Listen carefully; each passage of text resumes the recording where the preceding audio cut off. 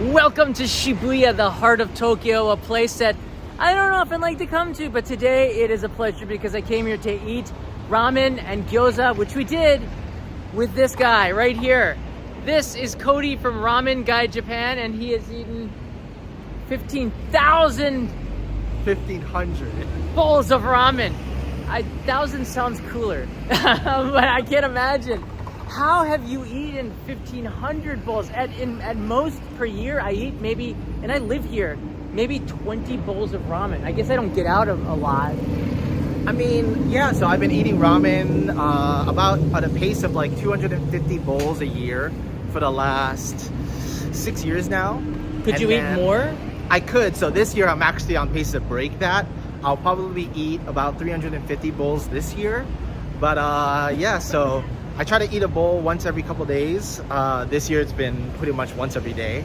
And that is kind of how it just spiraled out of control into this pretty absurd level of ramen eating. It sort of is, but actually I want you guys to go check out Cody's Instagram. He's on there, and every day it seems like there's new pictures of the most delicious ramen stuff that you could actually find, not just here in Tokyo, because you're like all over the country, right? Let me pull up your Instagram here.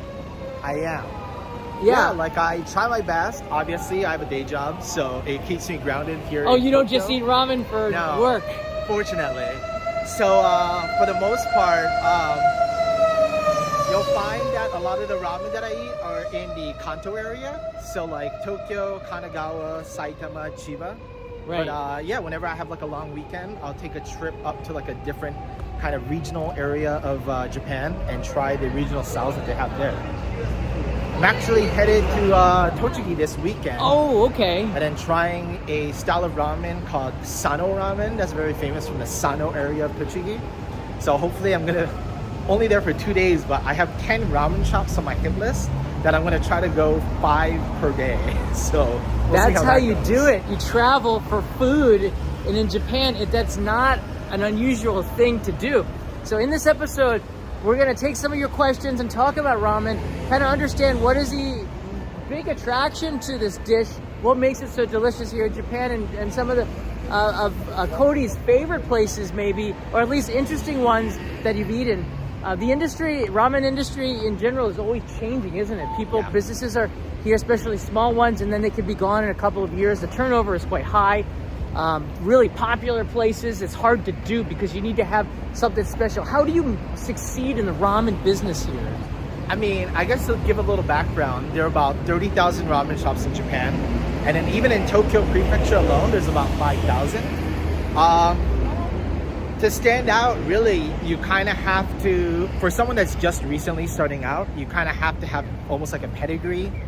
So I guess training under a very kind of well-renowned or highly regarded ramen chef kind of allows you to branch off and have like a core, I guess, set of customer bases that are interested in your ramen shop just because of where you trained at.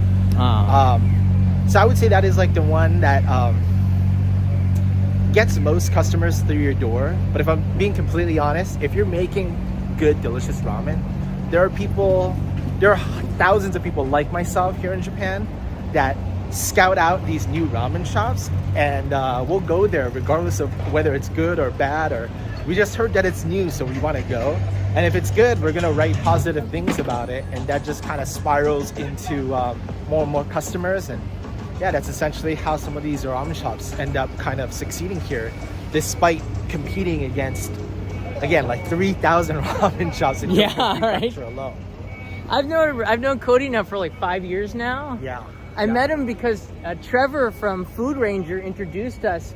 Trevor, I also contacted Trevor when he was coming to Japan, and he was doing a noodle tour, and he also brought Cody along to help him out, and we had some fun going down to Shikoku, eating some noodle down there. Noodles down there. By the way, we are in Shibuya. You can check it out right here. This is the new Miyashita, it's not new anymore, the new Miyashita Park shopping center. And around it, they've built a lot of restaurants inside of there. There's even a Panda Express that I heard. I go there once a month. Do you? Oh, I have yet to go there. because I'm afraid that I might like it too much. That orange chicken people seem to talk about. Shibuya is, if you don't know where Shibuya is, it's right here. This is, I guess you'd say, probably the most, I don't know, Shibuya, I guess the iconic Tokyo, modern Tokyo city place. There's Shinjuku and then there's Shibuya. Shibuya is kind of like the U.S. equivalent. I would say that people compare it to is like Madison Square. Yeah, like a Times Square, maybe. Exactly. A little bit of both. Get the neon signs. Shibuya crossing, which they say is like the busiest in the world. I don't know if that's actually true.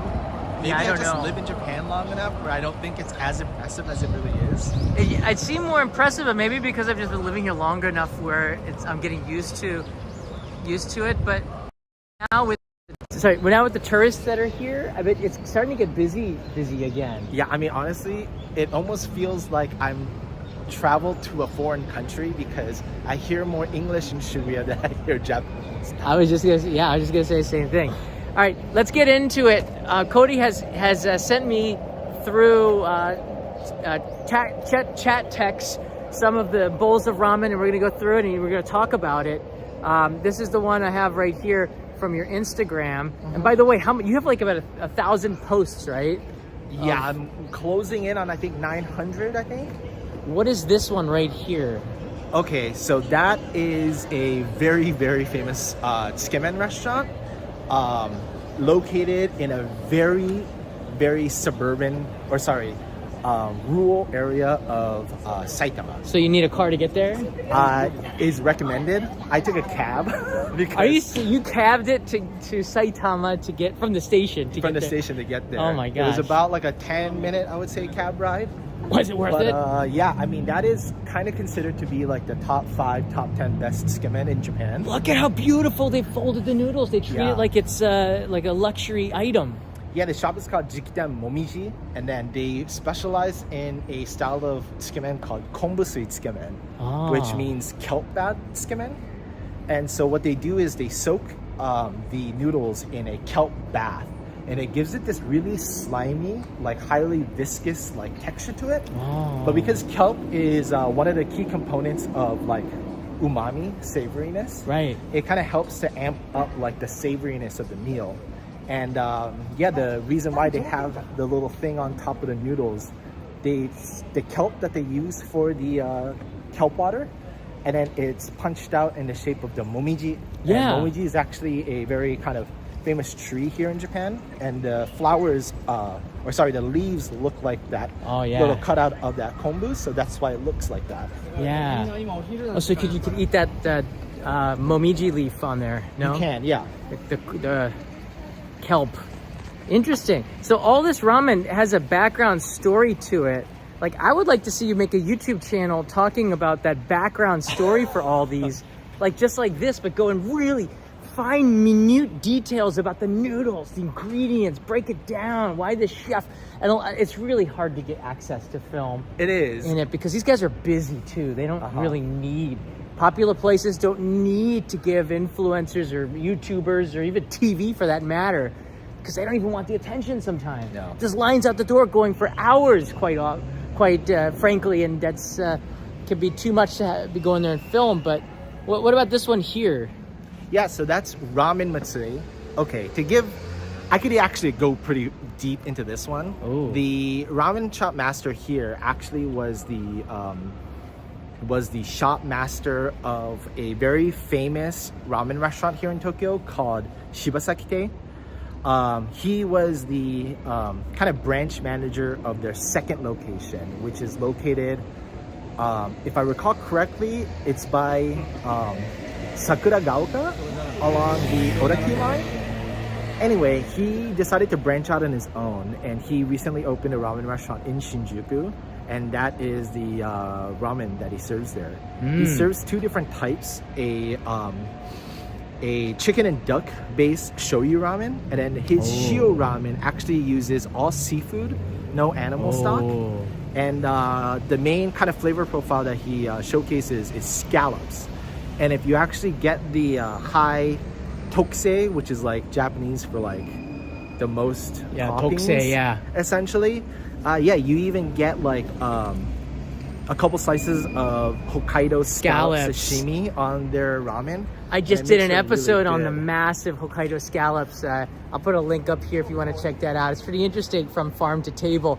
They are very good. So I guess, oh, so this is duck here? Or No, that's the pork chashu. oh, so it's not halal, because if it was just seafood, Yeah, it exactly. would be something. This is something I get a lot of viewers from the Arab world asking me, what about halal ramen? And it does exist. It does. There So are a the same couple- with vegan ramen too. Yeah, there's like 4 or 5. I would say there's more halal ramen than there is vegetarian vegan options. Ah, I would say though, like if you don't need to be certified halal, it's actually quite easy to find ramen restaurants. really? So a shop that say specifically only serves chicken, those exist. And yeah, so if you don't need it to be like certified halal, yeah, you can find some non-pork option ramen. They're quite popular here in Japan, so shouldn't be too difficult, to be honest. It should be too different. You can find, if you Google it now, because of tourism back, so those places did go under or shut down during the pandemic.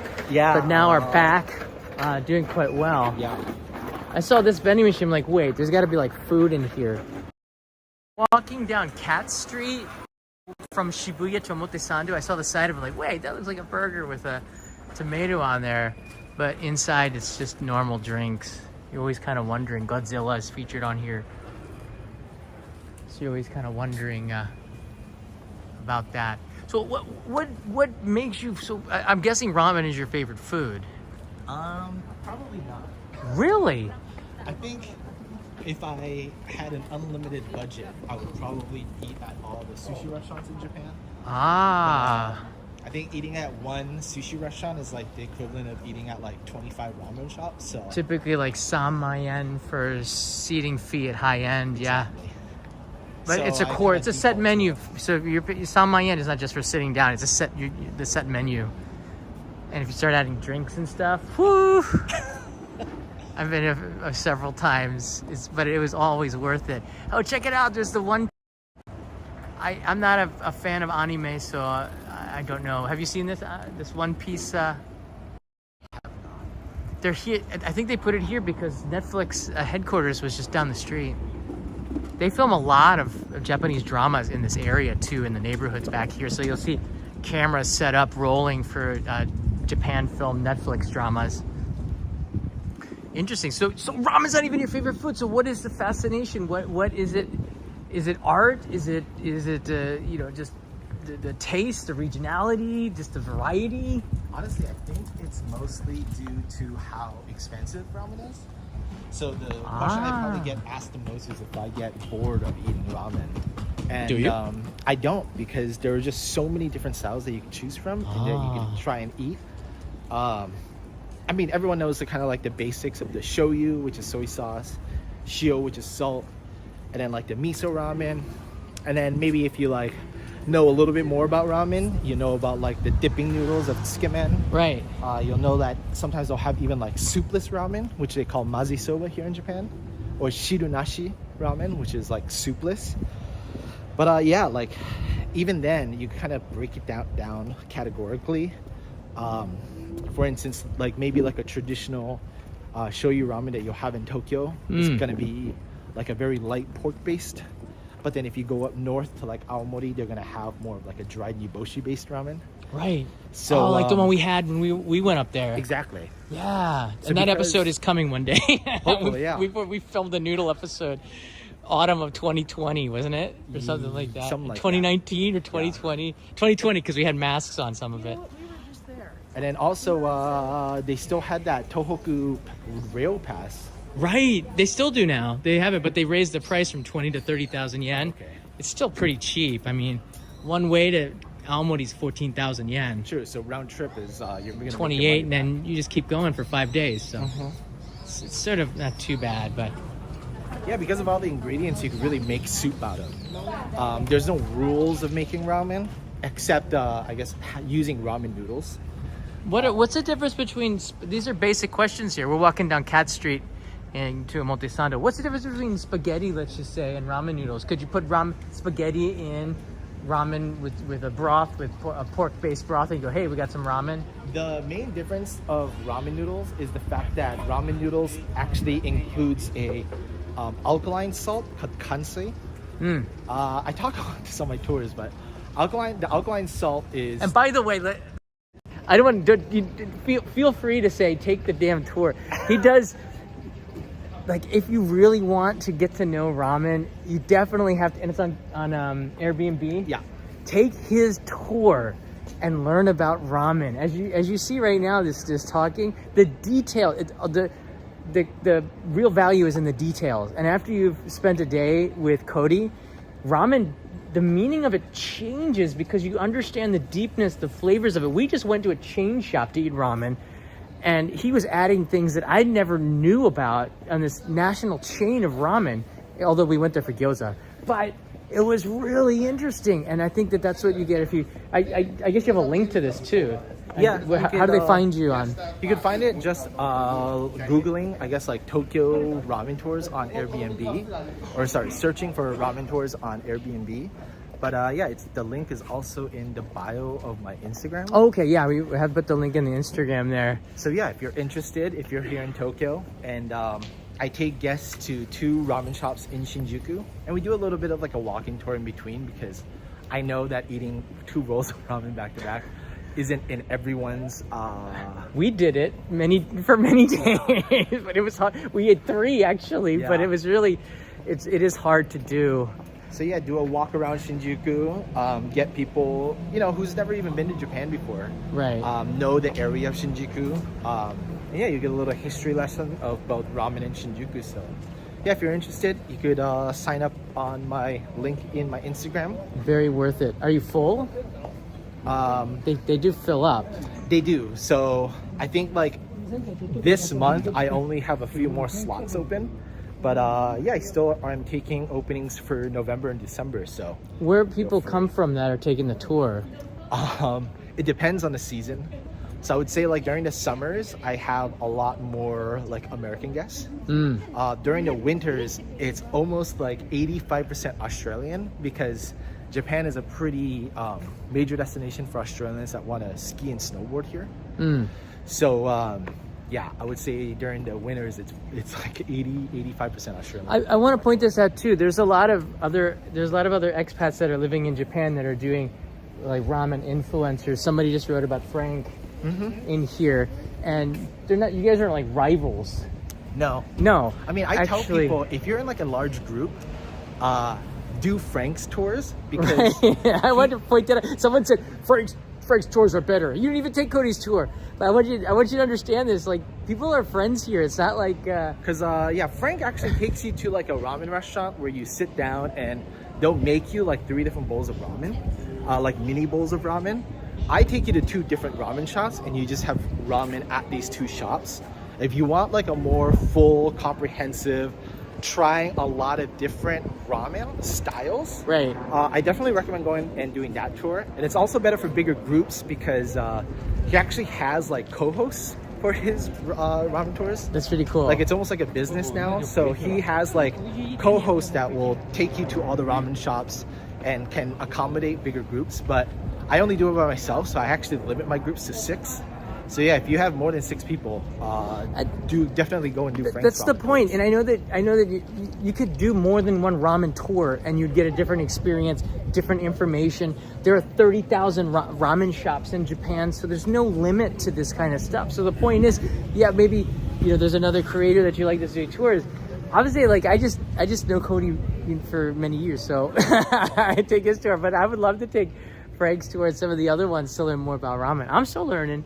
I'm never going to be a ramen master. I cannot eat more than, 100. And some people eat way more than you. I once did an NHK show for Tokyo Eye with that guy who ate, at the time it was 30,000 bowls, and now it's like 50. Yeah. Because this was 15 years ago that I filmed this. I would 2008. Say I would say in comparison to like actual Japanese ramen influencers, there are guys that eat like 600-700 bowls a year. That's crazy. So, how are they still alive? Honestly, when people will obviously get surprised at how much I eat, but it's really pales in comparison to what I like to call like the true ramen heads.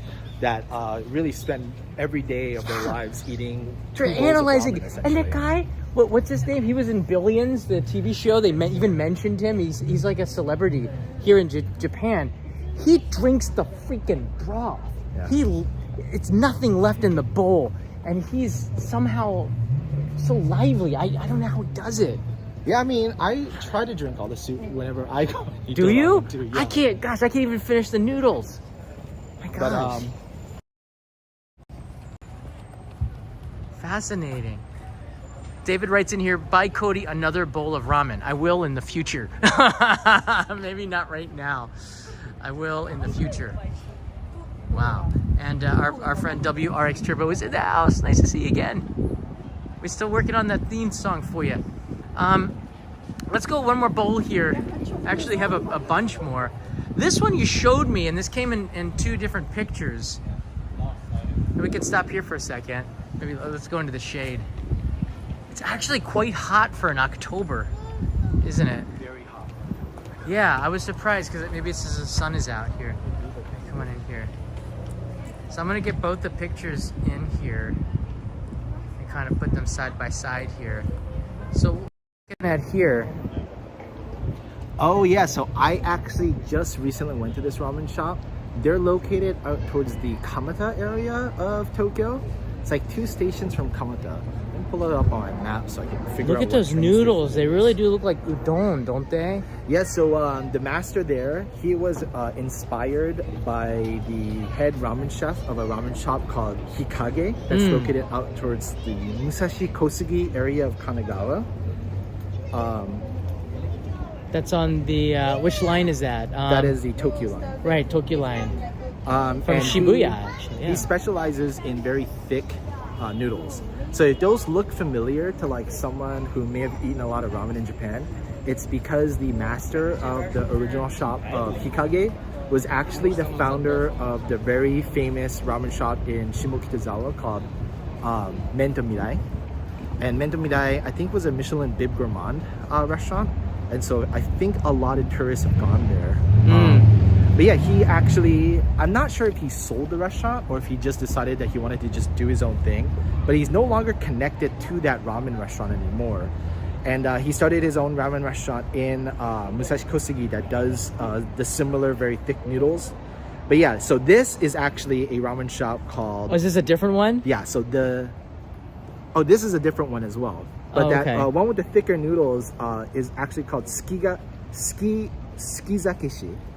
But yeah, he's inspired TSU, by the very thick noodles that the original master made. And then so he kind of made like an inspired ramen for that. Interesting. But one right now that's on the screen, that is interesting. I actually went to... Is that Tsukemen? Yeah, so I actually went to Hiroshima earlier this year, like back in like May. And one of the kind of regional styles that Hiroshima is famous for is a cold tantanmen tsukemen. So tantanmen is like the Japanese rendition of the Chinese like dandan noodles. And the Hiroshima version actually uses, rather than using sesame paste, they use a bunch of sesame like seeds. And then they made it into a cold like tsukemen, so dipping noodle version. So yeah, when I was in Hiroshima, I always loved to try the regional ramen styles that each prefecture is famous for. So I ate at some of the shops there, and yeah, that was not particularly famous in any way, but it was the one that was serving that style that was closest to my hotel, so I got it.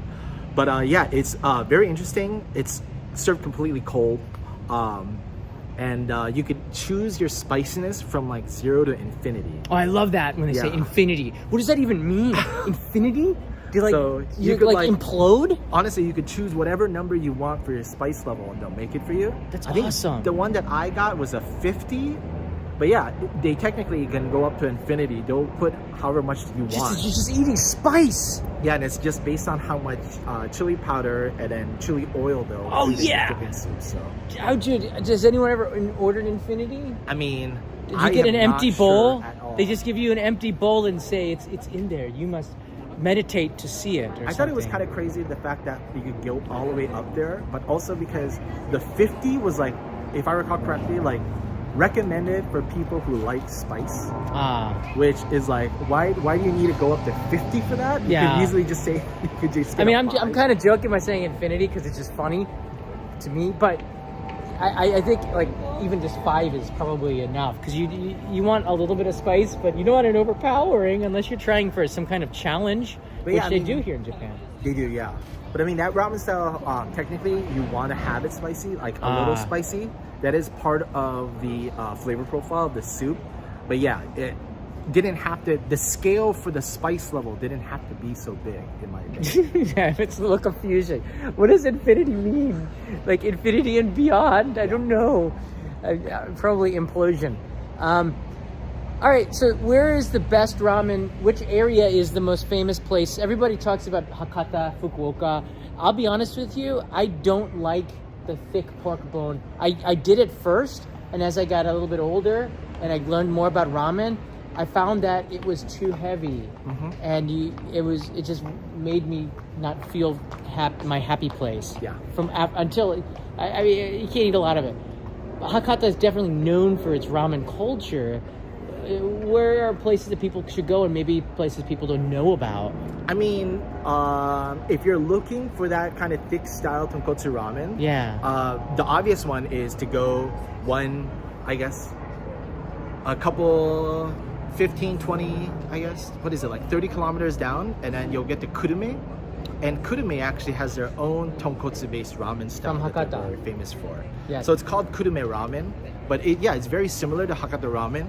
So if you're already in that area, but you want to try something maybe a little bit different, I recommend going to Kurume for their ramen. I think other kind of regional styles that are really famous. So ramen is Sapporo. How do you spell Kurume? Kurume. I'm trying to. Kurume. Kurume. So Kurume. Okay. M-E, I think. Yeah. I'm trying to help you guys out here, unless we start putting links and stuff. Actually, if you want to see it all, go to his Instagram. They're all there. True. You can see it all before you go in and taste it, which is why I'm following you. I think another one is like, so Sapporo is very known for miso ramen. Yeah. The egg noodles. Yeah, the two ramen shops that are really famous there are Junren and Sumire. And they actually have a kind of style of miso ramen that a lot of like people are inspired by, and they actually call that style the Jun Sumike ramen. Jun for Junren and then Sumi for Sumire. But if you want to try like a different regional style of ramen, you could try the spicy red miso paste ramen that is famous in what is that city name? I'm like losing the city name for it. But there's if you Google red miso paste, there's a completely different style from what the Sapporo miso ramen is like. Oh yeah, and, where is that place? I don't know why I'm blanking on this right now. I'm trying to think too. I've been through there. I remember it. So what's so attractive about your city? Red miso paste. Oh, really? This doesn't sound so exciting. But now, when you think about putting in ramen, that's something different. But and in Tokyo has their own specialty miso ramen as well. Oh, really? What's Tokyo? I thought was a Shoyu ramen was their thing here. They do have that as well. But yeah, there's a style of kind of miso that is kind of attributed to like Tokyo style miso ramen. There's a shop called Do Miso, and they're kind of like the pioneers of that style. But yeah, if you're in Tokyo and you want to try regional ramen style, I think the Hachioji style is one that you gotta get out overlooked. of the city. Yeah. If you go out towards Hachioji, they're famous for a very kind of dark shoyu ramen with diced onions as similar topping. to the Toyama ramen. Close. It's a little bit different. A prefecture on the Sea of Japan side has a very salty black ramen, and I tried it and was like, it was good for like the first few, and then I said, it's nice to try once. And then if you really want just like an old school, just like Tokyo classic favorite, I would head towards the Ogikubo area of Tokyo. And there's a shop there called Harukiya, and they're kind of attributed as like the pioneers of like a Tokyo style, regular Tokyo style ramen. Tokyo is also the birthplace of tsukemen, so dipping noodles.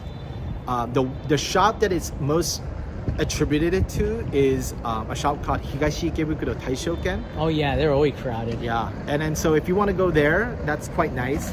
to be fair, he actually trained at a number of ramen shops before, and it all connects to a very famous ramen shop called Maricho in Ogikubo. Unfortunately, the owner of Maricho is very old, and so he has taken a very extended leave of absence from his ramen restaurant.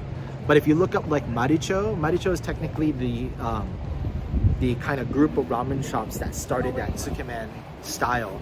So, but yeah, Taishoken is the very first one to have it officially as like a menu item in their restaurant. Tsukemen, so, yeah. If you want to try I it love out, Tsukemen, although you're like carbo loading, so It for a train trip. How you guys, do you mind being on the stream live? Absolutely, John. Absolutely. Jim, I saw you guys. I've just ran from like all the way from the shrine to try to see you. Oh, where are you guys from? England. Okay. Absolute pleasure. Yeah, nice to meet Follow you. We do follow you. Nice to meet you. Yeah. Pandemic and watched all the videos for a long time. Wicket, I've followed Wicket on YouTube. Oh, okay. But yeah, I've followed you for a long time. How's your trip been? Excellent. Getting into the country was, like you said, straight in. Pasmo cards. Your advice has been fantastic. Oh, awesome. Pasmo cards, we queued up, and everybody was queuing at the machine to get the Suica cards, and was like, why are you queuing up getting the Suica cards? But they were getting them out of the wall, out of the machine. But we literally in and out. We was what, 40 minutes? Yeah. Landed, Awesome. In and out 40 minutes. Yeah. Good. So yeah, we go back Wednesday. Yes. It's been here 10 days. So And then where you are? You guys mostly here in Tokyo. Yes. yeah. We've done Tokyo Disney. We've been to Mount Fuji. We've done all the bits that you've done we've seen on videos. We've gone everywhere. So we've Akibara, Asakusa. We've done as. Is this the first time back since the pandemic, or is your Well, this is our first time here. first time here? We were Oh. supposed to be here 3 years ago, and then Yeah, when the video got shut, yeah. we couldn't get in, and we've already. So yeah, we had to rebook and replan and everything. So Fantastic. Oh, I'm so happy you But can I think make it. We've had a better trip for it because I think we've learnt more over the last few years, and watching the streams, sort of like, really. So it works. Yeah. A little bit of advice Yeah. works. During the pandemic, that's all you could do. All I could do was live stream from my house, indoor camping, and all that That's it, stuff. the indoor camping, and you was knocking the drinks over your missus's table, and it was just hilarious. Don't tell her. I don't think she knows yet. She doesn't watch them. NFL in England. Wow. Yeah. Awesome. But they say I'm confused because it's Yeah, Raiders and Dolphins. And Dolphins. That's pretty So- cool. So I've been to Miami and watched Raiders. Did they just play in London last week? Yeah. Who are the? Yeah, the Jags. Jaguars, yeah. We left that as they were playing, we left that weekend. because it's a Oh. 14-hour flight we had to go to Hong Kong because of the troubles in Ukraine and Russia. Ah, we had to fly okay. to Europe, come down The long way round. over Thailand and land in Hong Kong. So it's a longer trip from England now. Yeah, it's a longer trip. Yeah. And Cathay Pacific in economy, Ah. nearly 6'3". No, It was harsh. couldn't get on Emirates. But it was no. Emirates is so good. Emirates is really good. Emirates. Yeah. But it's a little pricey sometimes. That's worth it. Oh Yeah, my god, they were amazing. they'll give you leg room. Yeah. Yeah. Definitely. And the food was awesome, Food is good on that too. Yeah. Well, I'm so glad you guys just stopped by. Did I give you a card? No. I will No, give you. I have been dying for a 5-week card. You found me card. Oh, wow. Here you go. Finally, Finally. you found me Thank you so card. much. Thank Yeah. you. You're welcome. This has just completed my trip because I was hoping I would bump into you big time. Well, Yeah. you made it. You ran Trying here. to figure out where you were were. last night and where we were staying. It was just like, I think we might miss you. So Yeah, I've been outside of the country for a You while went to New here. yeah. Oh yeah. Okay. Wow. So there's the The Sanrio passport. yeah. That's the Pasmo. Yeah. Boom. So yeah, That works. it works. It works. So yeah. Good call. Good. Anyway, we won't disturb you. You've got Thank Not you at all, so not at all. much. This is It's been a great. Pleasure to meet you. absolute pleasure. Finally. Yeah, an idol. Would you believe? Honestly, yeah. Well, thanks for stopping. Go get some ramen. He's eating 1,500 bowls of ramen. So Wow. we're learning about ramen today a little Yeah. bit. Yeah. But the only thing we have, just because we're in Chibocha. Jimbocho, yeah. Oh yeah. The food up there Yeah. is very like curry. You'll smell like curry walking down the street. Yeah. Lots and lots There's a history of that, yeah. Yeah, lots The of cafe, curry. coffee and curry, they also invented That's this, it. which is a weird combination. Yeah. But Have you ever done a stream up there? I did a few of them on the live stream, but it's been a while. Because the bookshops are so intriguing. The Japanese Right. books. Old books The from very old centuries books. old, That's you can it. find them. Yeah. Absolutely amazing. Did you interest. find there's one coffee shop in an alley that is one of my favorites. They invented the Wiener coffee, or they brought Wiener coffee here to Japan. I don't know if they invented it. It's from Viennese coffee with whipped cream on top of it. You go in there, it's like going back into time. It's on an alley. You got to go. I'll show it to you. Do you know what I'm talking about? You don't? Can you pull out your Google map? I'll show you on the map and give you the name of it. Yeah. But I did a live stream and show it every time I go to Jimbocho. And Yeah. gosh, I learned about it when I did the NHK show. They were doing just if you go to Jimbocho. Oh, if you just go to Jimbocho on the map, I'll be able to show you. It's a great there. place to stay. Oh yeah. This is gonna look really terrible on my phone. Wait, you have not marked every mention. Look at this. This is unbelievable. That's his map of ramen shops. You've eaten at? Yeah. All Those the are the shops that ramen I've shops that you've eaten at? And then the green are the shops that I haven't been to. Hold on, yet. I can't get the. Okay, now you can see it without the glare. And I thought Holy smokes! I thought you had a lot of pins. I thought I had That's a lot of pins for ramen shops. Yeah. All right, I can't even find Jimbocho in that. So I mean, Shall I get I mean, Jimbocho? because I'm Japanese, All right, I yeah, know I'll where all I'll the tap it areas on the map are. then. Let me Here's go Jimbocho to- here. But that's all the ramen shops that are there as well. Three shops. That's crazy. That's amazing. That, We went I don't to know if one I'm ramen impressed shop or there, it was worried lovely. about you, Cody. But that's a lot in there. I think some of you who are watching might even know what I'm talking about. For some reason, I can't. There we go. That's from here actually. That wants directions from here. Oh, okay. So we need to come right out. And then you're going up Oh, here. sorry. Oh, sorry. Oh. You find it? It's in one of the alleys between Jimbocho and Ogawamachi. Right, where's our Not. hotel? Right. Okay. There's our hotel. Okay. Oh, all right. Okay. So from Jimbocho, Oh, actually, that which wasn't is our right hotel. Our here, hotel is up Jimbocho's. there. That's not. That's Jimbocho's the other way, isn't it? That way. right here. Yeah, Yeah. you're right. Yeah. That's it. That's where we are at the. Okay, so there's two of them. One of them, But it's right near where we're staying. yeah. So there's these alleys here Yeah. off of the road. I think that's. Saboru is one of them. So this one is right outside the exit of A7. This is A7, historic yeah. one, and they have amazing lunches, massive portions of food and coffee. And if you keep on going down, Ladrio. Ladrio. Yeah, mark that one Yeah, down. let's save that This one. one is in Showa era, like over 100 years. You walk inside there, it hasn't changed one bit over the decades. Okay. And there's a table right by the window in the door. The only issue with it is Smoking. they still smoke there because that's their style. I've noticed that too. But if you are I go there first thing, so before the smokers get in there, and it's usually pretty good. They also have curry and other dishes in there, but the coffee is pretty darn good, and it feels like you're sipping history down that alley. Okay. Like no one knows about this, Breakfast or tomorrow. you should know about it because you've been watching. Yeah. There's some cool bookstores too. Like there's the one that specializes in kind of like subculture goods. Yeah. If you go there, they actually have the very first issue of Vogue that was ever published. Oh yeah, you find some weird Yeah, you stuff find in the some weird bookstores stuff. there. You're gonna have Yeah. to go there again. Yeah, I think I will. I'll go live stream there. I like to walk from Tokyo Dome around there and loop around. You can go up to Meiji University has a cafeteria. You can also go in if you want to try Japanese university food. Okay. They have a mega. Don't they have? They still have the jumbo ramen. I think so. Yeah, they have everything. It's a bowl of ramen that's like this big. You're supposed to eat it with more than one person. You'll have to share it, but it's kind of a funny picture. But anybody can go and eat at the university cafeterias. So, Yeah. yeah, there you go. Anyway, we're going to let you get on with your excellent YouTubing. Nice to meet you, sir. Lovely to meet you. Nice Very to nice meet to you meet too. you. Good Very luck. nice to meet Eating you. ramen. Yeah. Yeah. Pleasure. Absolutely. Thanks, guys. Thanks for stopping. Take care. See you soon. All right, see you later. Thanks, John. That Why? that interaction reminded me of the time when we were hanging out with Trevor, and then a guy came up to us and was like, Don't say it. Don't say it. It was the most embarrassing thing. Is Trevor watching? Trevor, please, if you're watching, it was embarrassing for me too.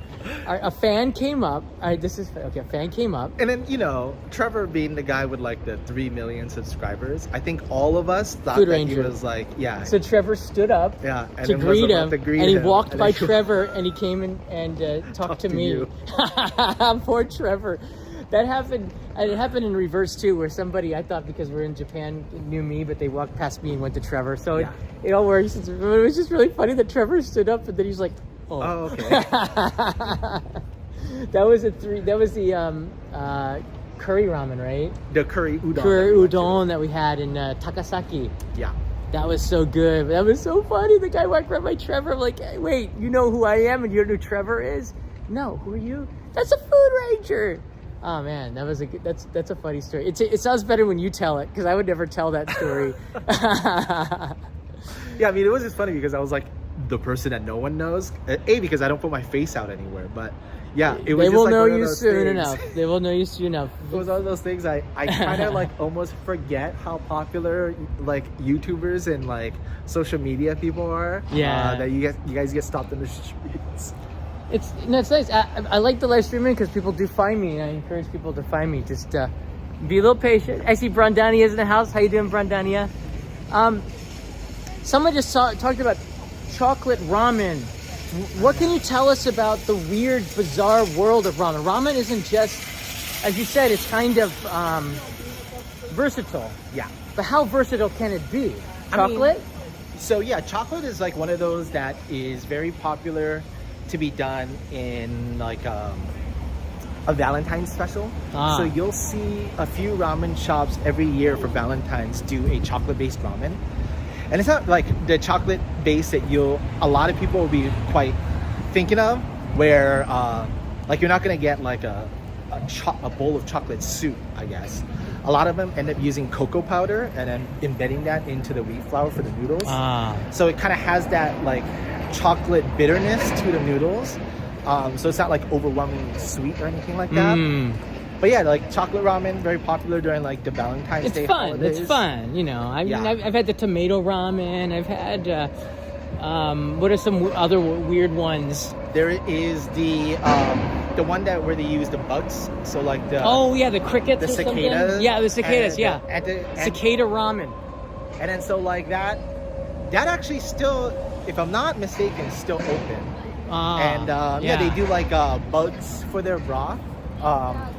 Which is Don't quite knock it interesting. until you've tried it. It can be quite good, which is why they're still in business. But it, there's If you like yeah, bugs. If you're not bugged by bugs. there's a ramen shop called Do Italian that does like an Italian inspired ramen where they have like the fromage cheese that is like melting over the top. During the summers, they do it like a 30 variety tomato ramen. Where they use 30 different types of tomatoes in the soup and toppings for their bowls. I remember I used to live in a town called Shinozaki, and there was this ramen shop. Always had a queue outside the door, and it was just looks like a normal bowl of ramen until he took like this pork fat, and he put the pork fat over the bowl. Then he put the broth over the pork fat, and he melted the pork fat into the bowl. I've never seen anything like this. So it's like, what? You just need extra pork fat in your soup? But people were lining up for it. I didn't go back to that place because it also smelled kind of funky, but it didn't taste that bad. It's just a pretty heavy ramen. That's like a there's funny some one. weird, yeah. They call that seabura chachake ramen. Whoa. And then seabura is like pork back fat. And then chacha is like the onomatopoeia in Japanese of like things like splashing. Ooh. So because, as you probably saw, they splash the pork back fat on top of your ramen. Oh. Yeah, they call it seabura chachake ramen. Yeah, and that pork fat did not stick on my back. It stuck right here, all right, for years. My gosh. But it wasn't bad. I just never walked in there because it smells a little funky with you have all that working with fat all the time. I don't know. We are we've already left Shibuya, and if you haven't been here in a while, this is Omotesando, and I'll be back here to do a stream because, as you can see, there's construction going on. A lot has changed in this neighborhood. A lot of new cafes and out of places that you might have known have gone out of business, and places that you have never heard of are now in business. And it's an exciting place to stroll down, kind of like the, what do they call it, the Champs-Élysées of Tokyo. The Rimowa shop has closed down, which is interesting. That's a name brand German suitcase where all the rich people say, I've got a Rimowa. That's like the Rolls Royce of suitcases. They've shut their shop down, probably renovating or relocating. I was asked by the headquarters of Rimowa to spy and go in there and tell them about the service.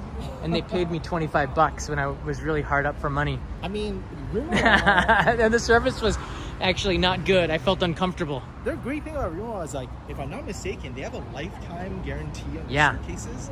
And So you'll never broke lose my a wheel. suitcase, and I sent it in. And they it gave took you a new wheel? I took a long Wait, time. first you have a Rimowa? I Wow, did. wow. And then when I sent it in, yeah, they gave me, or they fixed it, and it was like just as new when it came back. So. Well, that's good. So you get what you pay for. They started like $1,000 or something, right? Something like that. Well, if it's good for life, then I might. But I have a Samsonite I've had for 15 years, though, so they would not replace the wheel. I can tell you that. Probably not. No. Any questions? I'm here with a bunch of people watching. Anything you want to ask Cody about ramen? Again, we discussed maybe the best place for me. I thought that I was really impressed with Tohoku. I didn't know that they had such a diverse ramen. In particular, the noodles were quite diverse. But yeah, for me, I would say, I don't know. I like udon better than ramen, to be honest with you. So Shikoku always takes the prize for me. I just love udon. I don't know why. I mean, I think it's a tempura. Now I know why. But ramen, is just too salty for me. I could get that. There are, not as salty options for ramen. Maybe the Japan udon guide. But yeah, it's funny, like, I always thought about that, like, if people were to do that for other cuisine types. And udon has got to be the most boring because they all look the same. That's true. It's very hard to distinguish. Hey, you can put the different pieces of citrus fruit in there, different pieces of tempura. True. Do not disgrace my udon. You can get the sriracha udon. Yes, that's Tokushima, baby. Basically, you're in Shikoku a lot. It's just not a problem. And then there's soba, the Japan soba guide. I think my favorite thing about udon is that there is a huge chain of udon restaurants, not only here in Japan but worldwide, called Marugame-sen. But there technically isn't a single Marugame-sen in Kagawa, where I know. udon is That's like, weird, yeah. Not even in because- Marugome, which is... Because all the people that live there love udon so much that they would never waste their money or their time eating at a franchise. They don't eat.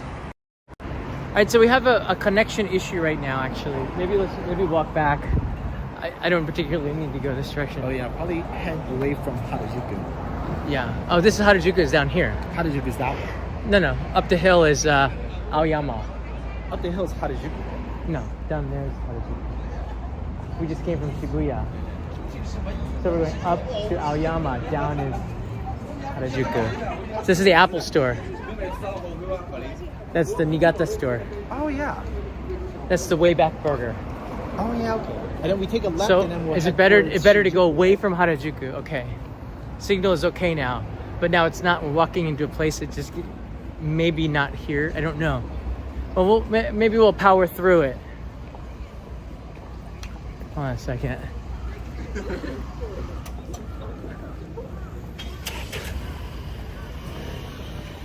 All right. Let me know if okay, look, I think we're back here. The signal warning has gone away. What were we talking about? The udons. Udon, yes. Don't knock it because every region of udon, Shikoku is, all the 4 prefectures has their own take on it. You can put chicken on there. You can put, you don't have to put just tempura. You put egg.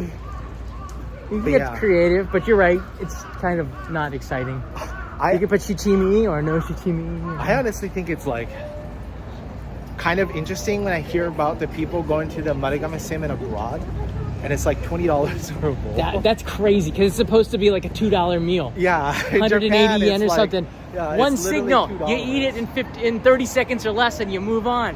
In fact, in Shikoku, in particular Kagawa Prefecture, where it was born, people do not eat it for dinner, so the udon places would close at like 3 p.m. after lunch. But they open at like 8 a.m. Yeah, and they open at 8 a.m. for breakfast. Udon is a breakfast and a lunch, Yeah. not a dinner. And then they'll have something else for dinner, which I thought was interesting. Whereas outside of Kagawa, they're eating it for dinner or lunch mostly. But breakfast udon, yeah, I'm down with that. Tempura for breakfast. All right, any questions? Joy, did you see anything? I wasn't looking at the chat.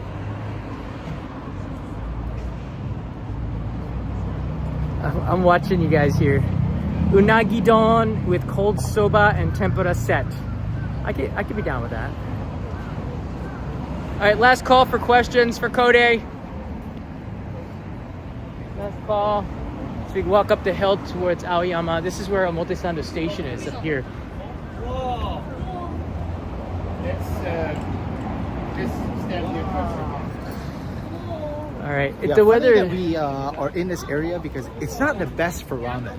No, this is the one neighborhood where you get like more Western food, Yeah, and more kind of like traditional, higher high-end Japanese and Japanese Western dining. food. Although there's a couple of good Thai restaurants on the corner. There's still a TGI Fridays here, down there. That's almost a staple. And of course, there's Takeshita Street, which I avoid like the plague.